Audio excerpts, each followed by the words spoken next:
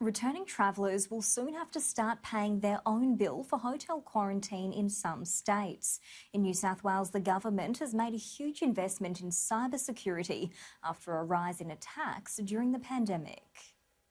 Queensland residents will need to return home quickly from overseas or cover their own costs for hotel quarantine. From July, they'll be billed $2,800 for their 14-day hotel stay. If the people is Australian, no.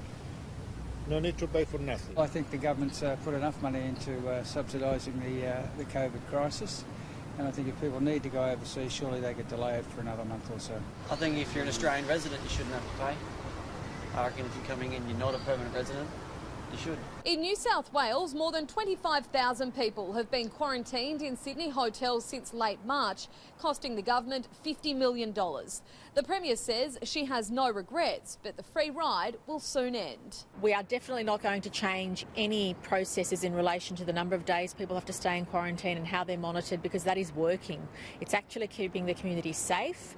And as you know, in the future, we would like to see that quarantine used potentially for foreign students and other opportunities for New South Wales. And that's things that we're working on because we know that can be managed in a safe way. New South Wales is hoping to be reimbursed from other jurisdictions for putting up interstate residents who return from their travels via Sydney. The state government has announced it's investing heavily in cybersecurity.